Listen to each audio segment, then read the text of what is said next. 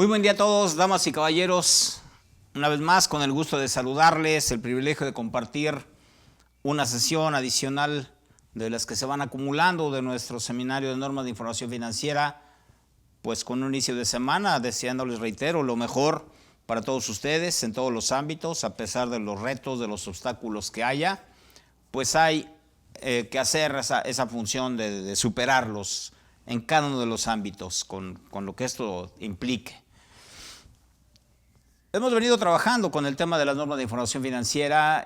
Puedo compartirles que dentro de las personas que tenemos la oportunidad de tratar y de compartir, justamente hace unos minutos, cuando llegaba yo por acá a las instalaciones de CADEFI con mis amigos de CADEFI, de todo el equipo que nos apoya brillantemente, hablaba con una persona que estuvo trabajando dentro del sistema de administración tributaria y me explicaba que el estudio de las normas de información financiera se estaba reflejando de manera importante dentro del precisamente el cuerpo de auditoría de la autoridad para poder hacer referencia a este tan llevado y traído concepto de materialidad. Lo hemos compartido en algún momento acá, pero si no, bueno, lo vamos a reiterar las veces que sea necesario. Y este concepto de materialidad no existe, si están de acuerdo, en ninguna legislación, ni en la normatividad existe como tal. Es un término que, en efecto, las autoridades fiscales han referenciado pues, para poder hacer un tanto el énfasis a qué van a revisar. La parte importante que consideré relevante de compartirles esta mañana este concepto es que me establecían. La materialidad la estamos refiriendo a el debido cumplimiento de las normas de información financiera y todo lo que esto implica. Por ello es que hemos hecho la referencia de que muy importante es cuidar el cumplimiento de la normatividad de la legislación fiscal. Pero primero tenemos que cuidar el cumplimiento de la normatividad contable. Ya lo analizaremos con respecto a lo que estamos desarrollando justamente el día de hoy, sin duda alguna, y con los avances que tenemos del análisis de los postulados básicos. Pero justo la sesión anterior estaba concluyendo con el concepto de los indicadores financieros. En este ámbito yo los invito amablemente a que hagan una tarea de profunda investigación y de trabajo en el análisis e interpretación de la información financiera. Tuve la oportunidad de trabajar muchos años, y digo muchos, quizá la edad de algunos de ustedes, gente muy joven, en áreas financieras de manera muy amplia, por llamarlo así, o en grande, en un corporativo muy importante transnacional. De ahí derivó el entender cómo observa precisamente el empresario que sabe hacer negocios, el que busca hacer negocios, pero ante todo lo que hemos referenciado, la liquidez. Al empresario, o al menos la historia profesional en esto del juicio profesional que yo les comparto, por las experiencias que hemos tenido, al empresario le interesa que los negocios, llámale como quieras a este negocio, tenga liquidez, tenga dinero para él disponible después de todos los compromisos que hay, incluyendo el fiscal. A ellos no les interesa, aunque parezca absurdo lo que voy a decir, no les interesa el pago de los impuestos, porque estos forman parte de la operación y quieran o no es una tarea implícita, como algunos colegas atinadamente dicen. Ya tienes, cuando tú generas un negocio o simplemente cuando entras a trabajar, como es el caso de nosotros, ya tienes un negocio incómodo, el cual te dice, trabajes, cualquier ingreso, lo que percibas, a mí me debes de pagar, ¿no? Los famosos tributos. Luego entonces es algo que va implícito en el desarrollo de nuestro quehacer profesional y en consecuencia debemos integrarlo, como ya lo compartimos en algún momento dado en este seminario, al momento de determinar el precio de nuestros servicios. Reiteramos entonces, ¿qué es lo que debo de comprobar? ¿Qué es lo que yo debo de...? Inclusive lo voy a llevar al área de la administración financiera, estimados colegas, damas y caballeros. Me permito, insisto, hablar de ello porque no es nada nuevo. Cuando yo estuve trabajando en esta área de planeación financiera y de presupuestos, contraloría y demás, todo era en relación a la comprobación de una realidad, de qué era, por decirlo así, me correspondía analizar el presupuesto contra el registro real contable y yo debería de tener el conocimiento de qué había sido considerado en ese presupuesto tanto de operación como de flujo de efectivo por cada área correspondiente, y esa era la ventaja que tenía particularmente porque yo me podía sentar a platicar con todas las áreas y a entender cuál era su operación.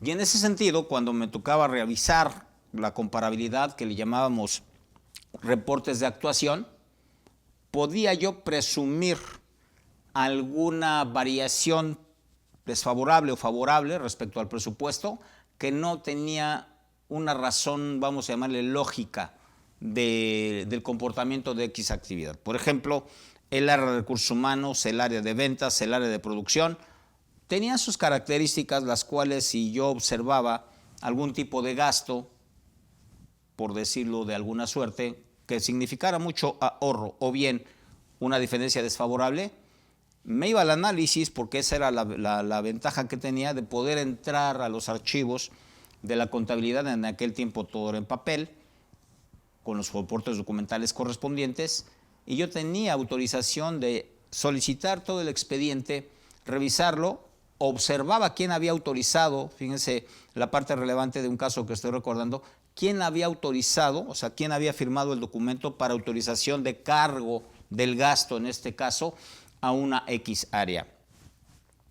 Así sucedió en algún momento, observé que no correspondía el concepto a esa área, pero estaba la firma del director, fui con la gente responsable del área contable, le dije, oye, esto no hace sentido, pues nos indicó el director que así tenía que hacerse. Voy con el director, le digo, oye, pues tú autorizaste esto, pero esto no corresponde. La respuesta fue ambigua, que me dijo, me equivoqué. Le dije, ¿te equivocaste del número de centro de costos que es tu dirección? Dice, sí, la verdad me equivoqué. Y bueno, ya no le sigo con la historia. El chiste es que estaba él referenciando un cargo de una cantidad muy importante a un área que no le competía, como que con ello aparentemente, no sé si fue con dolo o no, se podía tergiversar la información. Entonces todo esto es lo que nosotros debemos de hacer en el día a día. ¿De dónde, a quién le corresponde, qué área es? Otro concepto que acabo de compartir y que hemos hecho referencia, y lo analizaremos un poco más con precisión cuando analicemos la NIF C4, que es inventarios. El área de costos, queridos amigos, damas y caballeros, el área de costos por centro de costos, que también así se nos solicita para efectos fiscales la información, es fundamental. ¿Qué nos permite evaluar? Y reitero, en esta experiencia, las primeras ocasiones que yo tuve oportunidad de dar cátedra en mi alma mater, la ESCA de Santo Tomás, justamente fue con las materias de análisis e interpretación de estados financieros y administración financiera, que me tocaba impartir, o me tocó, discúlpenme, impartir a séptimos y octavos semestres, al menos durante 3 o 4 años, con gente que pues tenía muy poca diferencia de edad en ese momento conmigo, pero la experiencia que traíamos afortunadamente nos permitía llevar a la aplicación práctica de ello. Es lo que estamos haciendo ahora mismo y por eso me referí. Los indicadores financieros, el análisis y la interpretación. Ya observamos en la sesión pasada, y pues obviamente invitamos a todos a que nos hagan alguna opinión, alguna pregunta, alguna referencia, si es que así es, a través de la participación ahí en las preguntas. Aquí tenemos a nuestro amigo John que nos está apoyando pues muy valiosamente, para que cualquier duda que tengamos, adelante. La sesión pasada hablamos de liquidez y de solvencia. Puntos radicales, ¿cómo está nuestra disponibilidad de dinero? De flujo de efectivo, de billetes, de monedas, lo que ustedes consideren, eso lo analizaremos, dónde está la clasificación de efectivo y equivalentes en la NIF C1. O lo precisaremos. De acuerdo entonces, ¿cómo está mi liquidez? ¿Qué le tengo que decir al empresario de cómo nos ven desde afuera e inclusive ellos mismos, los empresarios, si tuvieran esta información, podrían percibir los niveles de riesgo, conceptos relevantes que iremos analizando en la actividad que se va a llevar a cabo. Entonces no olvidemos liquidez, pues aquello que tengo para satisfacer mis obligaciones, mis compromisos, los pagos, si así lo queremos llamar, sin tecnicismo alguno, en el corto plazo. ¿De acuerdo? Analizaremos la solvencia o la estabilidad con aquello que justamente soy solvente para pagar en el mediano o largo plazo, qué tan estable es el negocio, todo ello tiene relación con el capital de trabajo. Conceptos contables que nosotros hemos referido y que en cada oportunidad que tenga con ustedes, la tarea de ser contador es de esa capacidad de análisis, de esa capacidad del nivel de llegar a ser asesores de negocios, basados en la experiencia, basados en el conocimiento que tenemos de cómo se registra una operación. ¿De acuerdo? Esto es fundamental. Pero ¿qué sucede con los documentos? ¿Qué sucede precisamente con el conocimiento de la empresa? ¿Por qué se compró una materia prima? ¿Por qué se compraron materiales? ¿Por qué? Tan simple como un ejemplo que también viene en memoria, ¿no? Yo hacía la broma, o la he hecho, de que en aquel momento en la empresa que yo colaboraba había una gerencia de capacitación, la cual tenía un programa de capacitación en referencia a la búsqueda de la rentabilidad de la empresa. Y en algún momento dado, cuando no había un control estricto de la capacitación, pues el área de capacitación decía, yo tengo un presupuesto que cubrir como sus objetivos, y reitero, en el son de broma decía, nos daban la oportunidad hasta ir a cursos de macramé, ¿no? O de cómo analizar hoy quizá, ¿qué les digo? El estudio de lo que dicen las velas o las cartas, no sé, alguna situación así fuera de todo contexto. Y si tú solicitabas ese curso, de manera inicial, insisto, cuando no había control interno, te lo autorizaban. Y había unas condiciones ahí importantes. Y podía ser que lo tomaras en algún momento dado, y estoy hablando también de la eficiencia operativa que tienen ustedes en la pantalla, no lo estoy distrayendo. Tenía que ver con el hecho de que probablemente tú fueras a un curso, espero no fastidiar a nadie con esas opiniones, pero eso es lo que es en la práctica el rendimiento de los dineros. Que tú fueras a un curso, pero que lo fueras a tomar con autorización de la empresa en un horario de trabajo, por lo cual no ibas a trabajar, te pagaban el curso y te pagaban tu salario. Llega un cambio de política, llega una nueva incorporación de socios, donde exigen mayores resultados de esto, y uno de los primeros cambios fue este. ¿Quieren capacitación? Tiene que ver la evaluación de la medición del desempeño que el propio colaborador firmó 6 meses antes para tener su bono de productividad. Ese bono de productividad era siempre y cuando cumplieras con los estándares de desempeño que tú mismo te habías impuesto. Adelante, entonces, te decían, ahora vamos a ver cuál es tu calificación de la posición que estás ocupando, del puesto de trabajo. Y después de ello tendrías que hacer una modificación para entregar una solicitud precisamente del curso que solo correspondiera al área en que estabas trabajando y al puesto que ocupabas. Si no tenía relación con ello, automáticamente ni siquiera era visto tu solicitud. Ya que estaba en ello, la tenía que autorizar tu gerente operativo y el director, y luego el área de recursos humanos para ver si estabas cumpliendo con la calificación. Estaba autorizado tenías que tomarlo, y es donde muchas veces hasta la fecha pues la gente no nos ve bien, bueno, no me ve bien, que dice, es que eso no lo debes de decir menos al aire, ¿no? Pero esas son las prácticas que se hacen profesionalmente con mucha eficiencia operativa. Luego, ¿vas a ir a un curso? Sí, pero nunca en horario de trabajo, nunca. ¿De acuerdo? Y luego se ponían condiciones de cumplimiento en algún tipo de cursos, sobre todo los de inglés, que si no lograbas X calificación, de hecho no te pagaban el 100% del curso de inglés, aunque fuera indispensable para tu labor, te pagaban un X porcentaje, pero dependiendo de la calificación o de la evaluación que se fuera haciendo, iba disminuyendo tu apoyo por parte de la empresa, lo demás correspondía a tu cargo. Y en algunos casos, por ejemplo, para nosotros los contadores, decían, bueno, pues van 3 contadores de costos, de presupuestos, y el de contabilidad o el de tesorería. Bienvenidos a todos los amigos de Facebook. Estamos retomando, perdón la interrupción. Estamos retomando las sesiones de norma de información financiera. Sean bienvenidos. Cualquier duda que tengan con los amigos de CADEFI. Estamos al pendiente. Muy bien.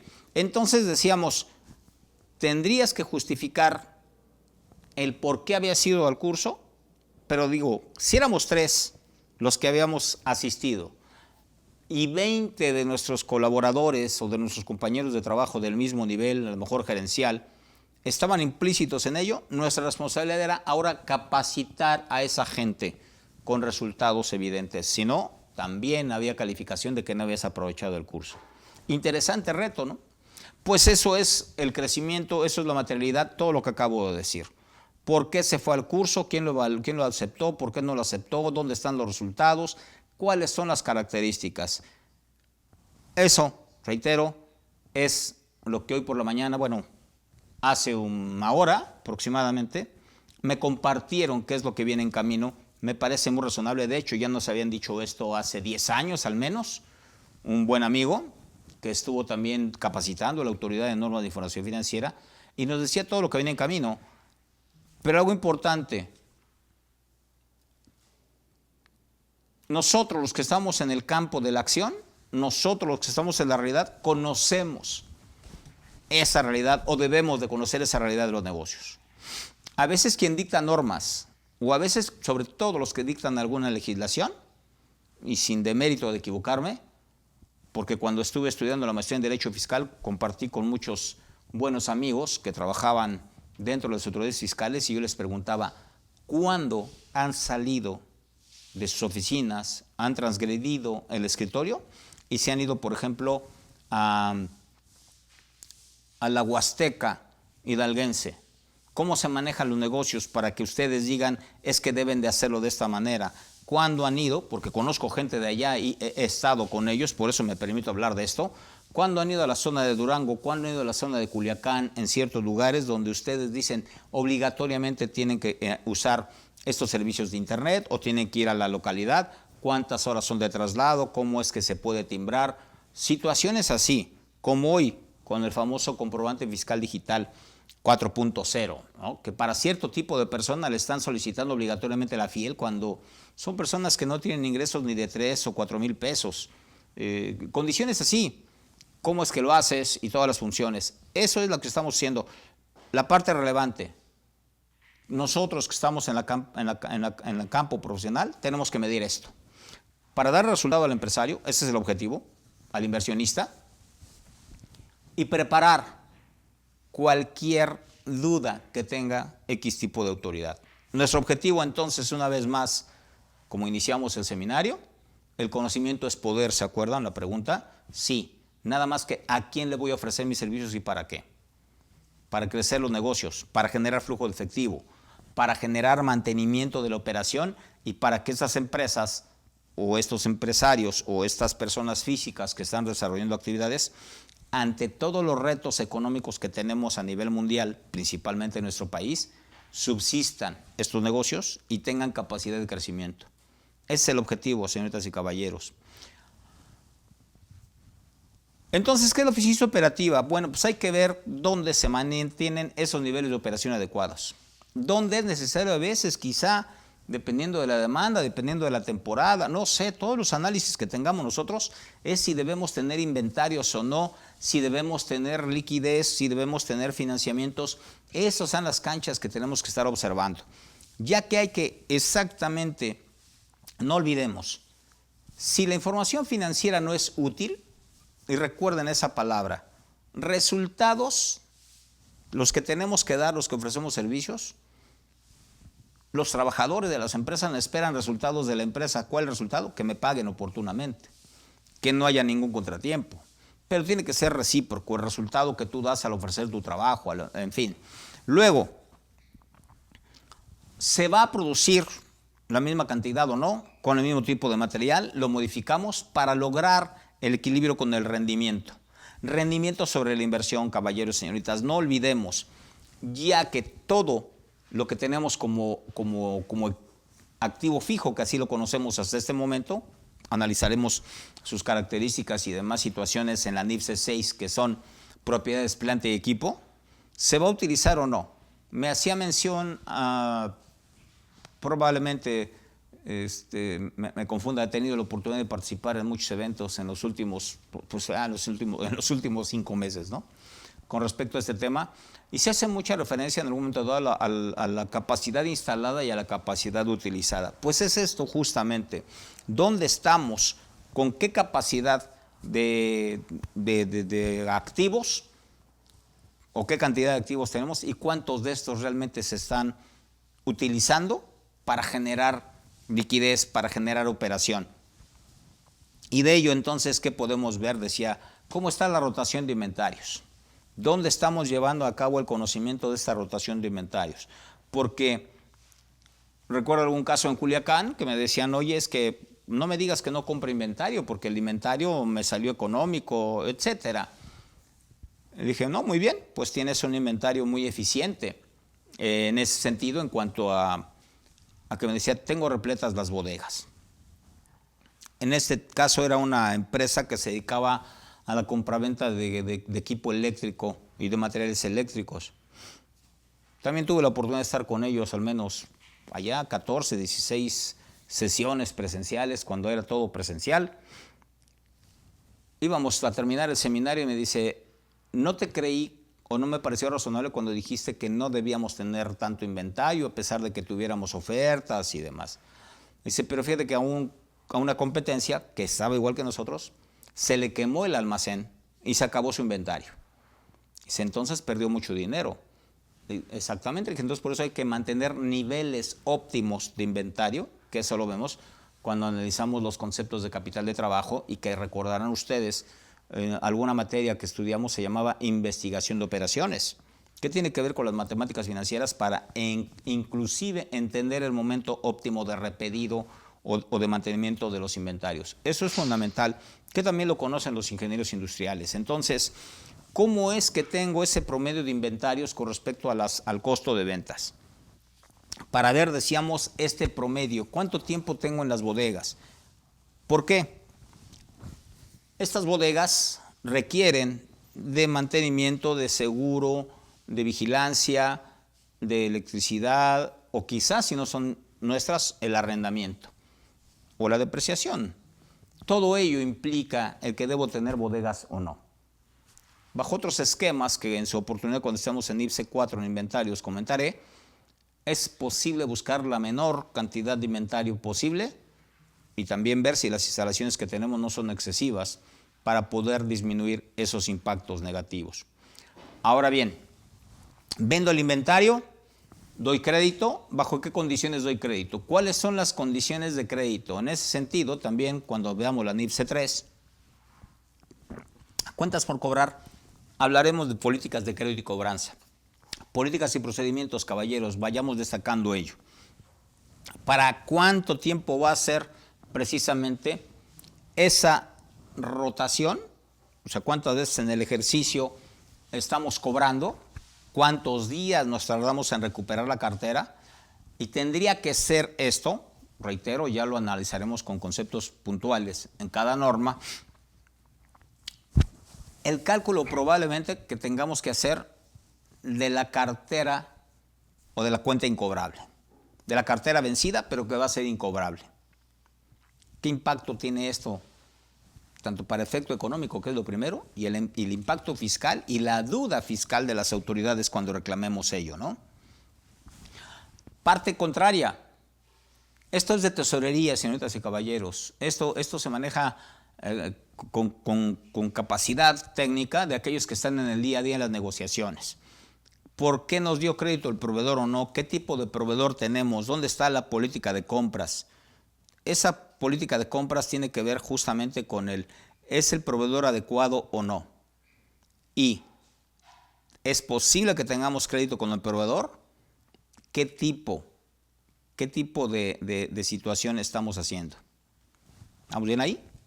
Luego entonces, ¿qué es lo que va a suceder?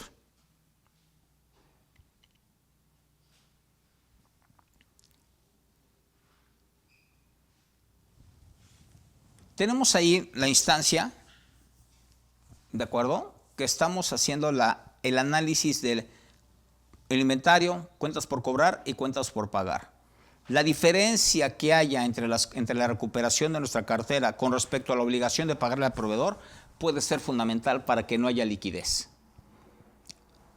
¿Cuáles son las condiciones?